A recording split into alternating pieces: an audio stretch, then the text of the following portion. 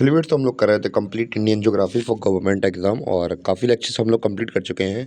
और आज का हमारा आखिरी लेक्चर होने वाला है पेनिनसुलर इंडिया का। अगर आप लोग इस लेक्चर को देख रहे हैं तो भैया प्लीज़ पहले के स्टार्टिंग के लेक्चर देख लीजिए तब इसमें आइए।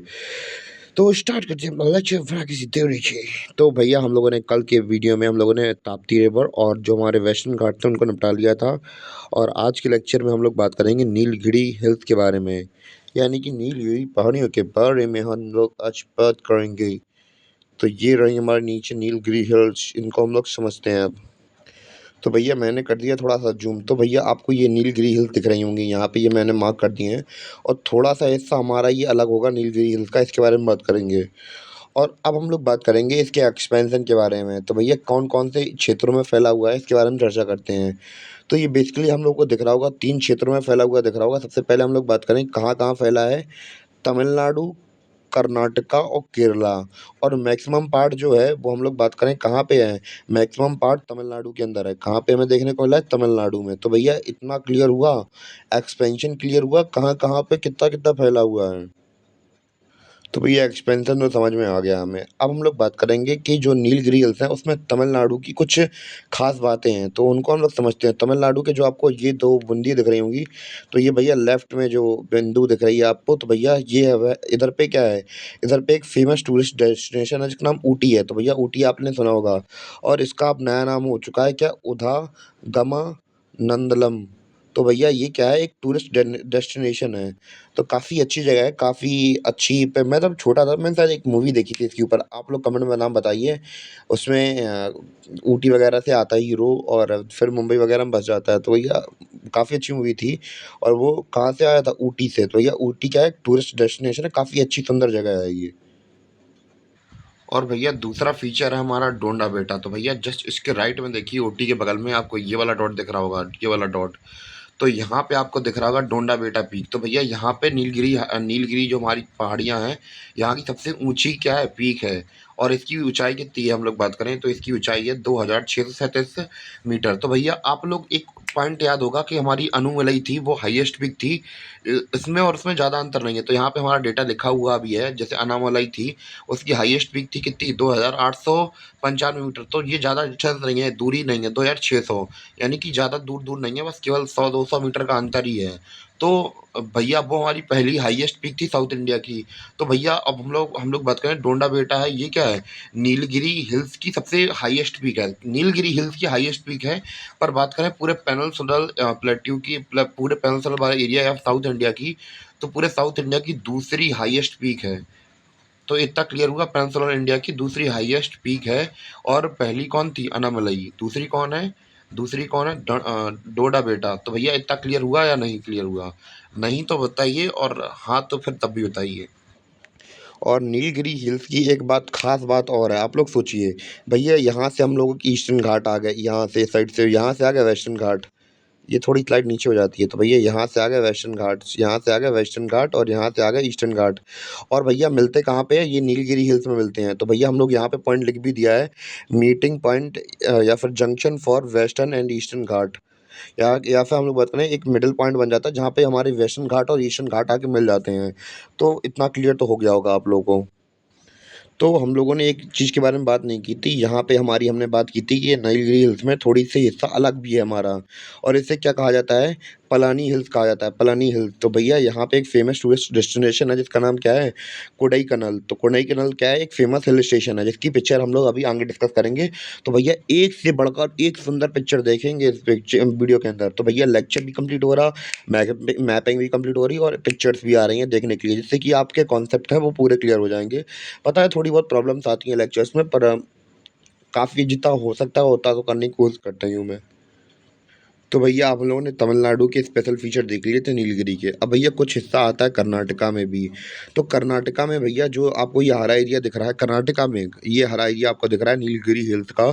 तो इसे पुराना नाम क्या है, कॉर्ग, या फिर अभी हम लोग इसे क्या बुलाते हैं, कोडागू बुलाते हैं, कोडागू। तो भैया यहाँ पे क्या होती है, टी की प्रोडक्शन होती है। क्या होती है, टी की प्रोडक्शन होती है। और कहा जाए तो इंडिया में बहुत ज़्यादा प्रोडक्शन यहीं पे होती है, सबसे ज़्यादा प्रोडक्शन एक तरीके से कह सकते हैं यहीं पे होती है।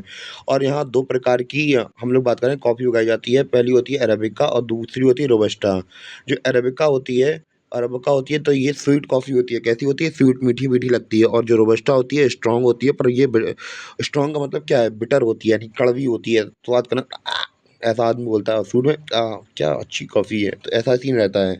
तो कर्नाटका के बारे में आप लोगों ने इंपॉर्टेंट पॉइंट समझ लिया कि भैया कुर्ग नाम की या फिर हम लोग बात करें कोडुगु नाम की जगह पे, यहाँ पे मैक्सिमम खेती की जाती है कॉफ़ी की। और अरेबिका और रोबस्टा कॉफ़ी होती है। जो अरेबिका होती है वो स्वीट होती है, और जो रोबस्टा होती है ये स्ट्रॉन्ग और बिटर होती है। तो इतना क्लियर हो गया होगा आप लोगों को। तो अभी तक हम लोगों ने तमिलनाडु और कर्नाटका के जो नीलगिरी हिल्स थे उधर के इंपॉर्टेंट पॉइंट देख लिए। तो लास्ट में बचता है हमारा केरला। तो केरला में भैया ये आपको एरिया दिख रहा होगा। तो भैया यहाँ पे एक मुन्नार नाम की जगह है। ये क्या है? एक फेमस हिल स्टेशन है। ये भी क्या है? एक हिल स्टेशन है। क्या है? हिल स्टेशन है। तो भैया हम लोगों ने बात कर ली तीनों जो नीलगिरी हिल्स के स्टेट थे, यहाँ की अलग अलग विशेषता। तो सबसे पहले हम लोगों ने देखा था कि भैया क्या तमिलनाडु के अंदर ऊटी नाम की जगह थी नीलगिरी हिल्स में। और सॉरी धोदा बेटा भैया यहाँ की हाईएस्ट पीक थी। ये तमिलनाडु में देखा था। कर्नाटका में देखा था कि कोडुगु नाम की जगह है जहाँ पे टी प्रोडक्शन होती थी सबसे ज़्यादा इंडिया में। और हमने लास्ट में देखा था कहाँ पे? केरला वाले एरिया की नीलगिरी हिल्स में। तो भैया यहाँ पे मुन्नार नाम की हिल स्टेशन है। तो भैया इतना क्लियर हो गया आपको। अब बात आती है भैया नज़ारों की। खूबसूरत नज़ारा आपको दिख रहा होगा भैया नीलगिरी हिल्स। भैया वादियाँ हो तो ऐसी भैया किसी के साथ जाओ, आराम से घूमो। ऐसी ही जगह चाहिए भैया।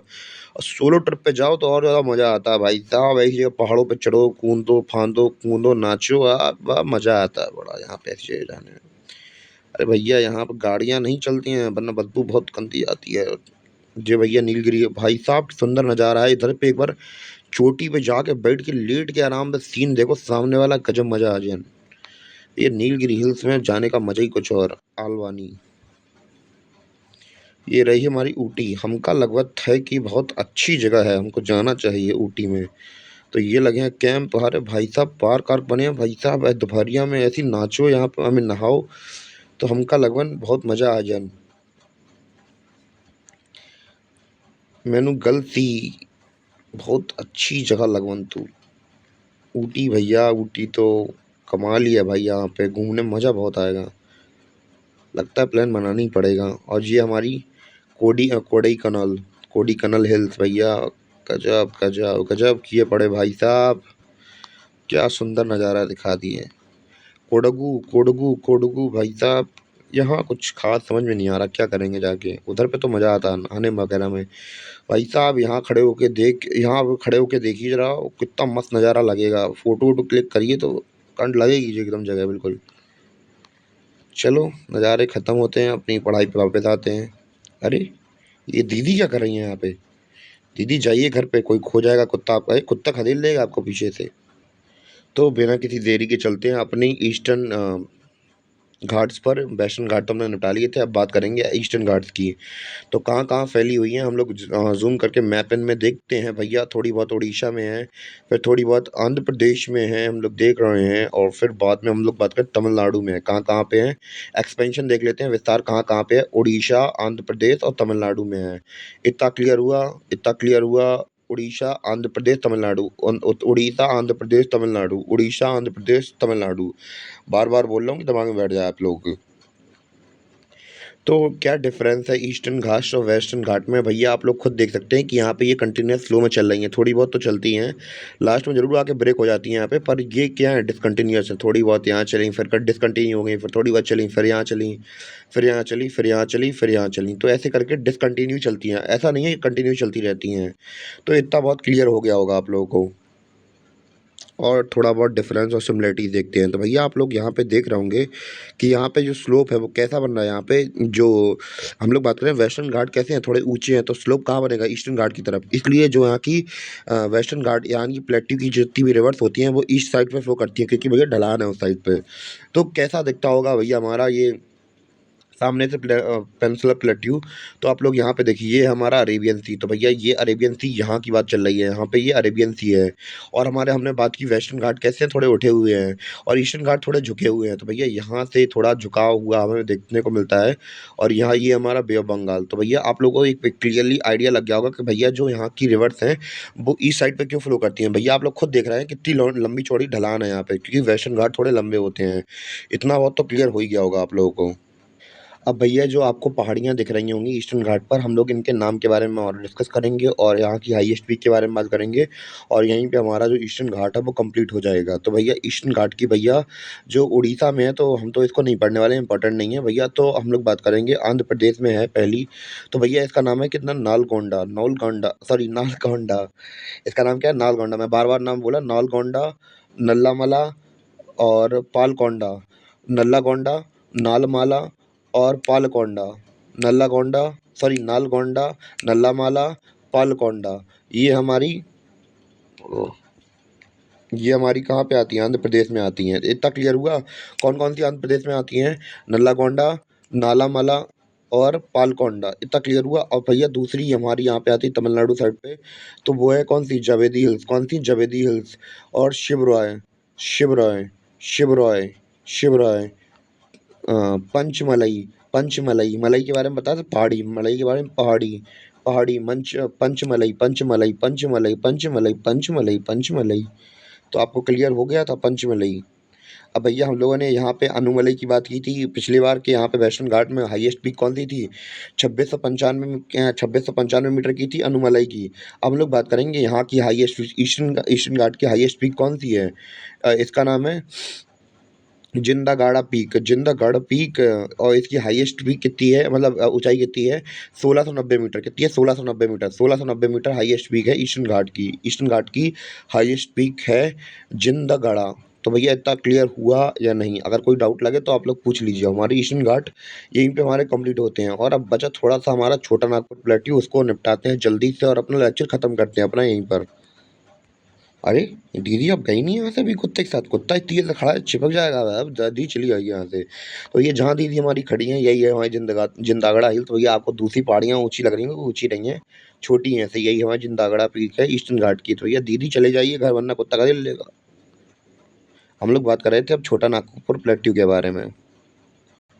तो छोटा नागपुर प्लेट्यू की बात की जाए तो भैया ये रहा हमारा रीजन। तो थोड़ा हिस्सा आता है बिहार के अंदर, थोड़ा आता है छत्तीसगढ़ के अंदर, थोड़ा सा हिस्सा आता है उड़ीसा के अंदर, थोड़ा हिस्सा आता है वेस्ट बंगाल के अंदर और थोड़ा हिस्सा आता है झारखंड के अंदर। तो भैया ये रहा इसका एक्सपेंशन, कहाँ कहाँ फैला था, आपको लोकेशन समझ में आ गई होगी। ये रहा हमारा हुगली शहर यहाँ के पास ही में। और इतना बहुत क्लियर हो गया होगा आपको, इतना क्लियर हो गया। अब हम लोग बात करते हैं एक्सपेंशन की, कहाँ कहाँ फैला है। हमने अभी बात की थी वेस्ट बंगाल, बिहार हमारा, और छत्तीसगढ़, उड़ीसा और झारखंड। तो इतना क्लियर हो गया। और भैया अब बात करें फेमस क्यों है, भैया फेमस है ये अपने मिनरल्स की वजह से। क्यों, आयरन और मैग्नीज, कोल, कॉपर सब कुछ मिलता है भैया। ये बहुत इंपॉर्टेंट है क्योंकि यहाँ पे हमें बहुत अच्छे अच्छे क्या मिलते हैं, मिनरल्स वगैरह मिलते हैं। तो भैया हमारे एक इकोनॉमिक पर्सपेक्टिव से बहुत ज़्यादा इंपॉर्टेंट हो जाता है। और इवन कि आप लोगों को बताओ कि भैया हमारे क्या होते हैं वो, और एलिमेंट होते हैं इकोनॉमी के। तो भैया जो मेन मेन माल मिलता है तो भैया बहुत इंपॉर्टेंट होता है कोल, या फिर ऐसे रीजन जहाँ से मिनरल बहुत अच्छा मिलता है, इकोनॉमिकली बहुत बेनिफिशियल एरियाज होते हैं ये। और भैया ऐसे रोहर रीजन बोलते हैं। तो रोहर क्षेत्र ऑफ इंडिया क्यों बोलते हैं, तो भैया हम लोग कंपेयर कर रहे हैं क्योंकि ये सारे मिनरल्स जो कि हैं जर्मनी में मिलते हैं और जो रोहर एरिया है वो जर्मनी में है। तो भैया अपने आप को कंपेयर करने के लिए हम लोग कह सकते हैं कि ये इंडिया का रोहर एरिया है। यहाँ पे इंडिया का रोहर एरिया, जैसे कि जर्मनी का रोहर एरिया है, वहाँ पे इतने अच्छे अच्छे मिनरल हैं। तो भैया इंडिया का ये भी क्या है, एक रोहर क्षेत्र है। क्योंकि रोहर, मैं फिर से बता दे रहा, रोहर जगह है कहाँ पे, जर्मनी के अंदर, वहाँ पे ऐसे मिनरल्स पाए जाते हैं। इसीलिए हमने इंडिया को कंपैरिजन करने के लिए कह रही है कि भैया ये इंडिया का रोहर क्षेत्र है, क्योंकि यहाँ पे वैसे ही मिनरल पाए जाते हैं जहाँ से हम लोग बात करें, जहाँ पे जर्मनी के अंदर पाए जाते हैं। तो इतना बहुत तो क्लियर हो गया होगा आप लोगों को अब। चौथा इंपॉर्टेंट पॉइंट है भैया कि इसकी ढलान किस साइड है। इसकी ढलान है भैया हमारी उत्तर की ओर, सॉरी पूरब की ओर। तो भैया यहाँ पे इसकी ये स्लोप्स वगैरह हैं, तो इसीलिए यहाँ पे जो नदी बहती है दामोदर रिवर निकलती है। और ये दामोदर रिवर जब निकलती है तो भैया वेस्ट बंगाल में बाढ़ वगैरह आ जाती है, इसीलिए इसे सौरव बंगाल कहा जाता है। क्या कहा जाता है इसे, सौरव ऑफ बंगाल कहा जाता है। यानी कि बंगाल का दुख का कारण क्या है, ये नदी है, क्योंकि वहाँ पे बाढ़ ला देती है ये भैया। तो भैया बिहार, वेस्ट बंगाल साइड पे इतनी ज़्यादा बाढ़ क्यों आती है, इस हुगली की वजह से, इस दामोदर रिवर की वजह से। तो भैया जो हमारा छोटा नागपुर प्लेट्यू है, तो स्टीप ढलान पड़ती है, तो एकदम फ्लो से आता है, तो हुगली नगर में जैसे ही आता है तो पानी फैल जाता है एकदम से। इस वजह से जब पानी कंट्रोल नहीं होता है तो आउट ऑफ कंट्रोल हो जाता है, तो भैया इस वजह से बाढ़ वगैरह आ जाती है। तो भैया इसी के साथ हमारा जो छोटा नागपुर प्लेट्यू था वो भी खत्म हो गया। अब भैया बची थोड़ी पिक्चर्स की बारी, सुंदर दृश्यों का मजा लेते हैं। तो भैया ये दिख रही है आपको दामोदर नदी, जब भैया कमज़ोर होती है, जब पानी वगैरह नहीं आता है, तो भैया बेचारी शांति से बहती हुई आ रही है, शांति से। हम लोग बात करेंगे जब कोई आदमी के पास पैसा आता है तो भैया ऐसे ही बड़बड़ाता है, तो भैया पानी गंदे पानी के साथ आ रहा है पानी। तो ये जब बाढ़ आती है तो फिर ऐसा सीन निकलने को देखने को मिलता है हमें वहाँ पे। और बात करें इसी बाढ़ के साथ हमारा अंत होता है इस लेक्चर का, और मिलते हैं अपने अगली वीडियो में। हाँ, एक चीज़ और अनाउंसमेंट कर दूँ भैया, हिस्ट्री के लेक्चर पहले डल चुके हैं, मैं 25 बार बोल चुका हूँ, जैसे जाना हो तो विजिट कर लीजिए आप लोग पहले। और अगर आप लोग इसके लेक्चर को देख रहे थे तो इससे पहले के लेक्चर को भी देख लेना ज्योग्राफी के, तो आपको अच्छी तरीके से समझ में आ जाएगा। और इस वीडियो के साथ हमारा जो पेनिनसुलर इंडिया था वो हो गया है हमारा ख़त्म अब, और हम लोग अपना नया चैप्टर स्टार्ट करेंगे अब कल से। और मिलते हैं अपने अगले वीडियो में, तब तक के लिए धन्यवाद, बाय बाय।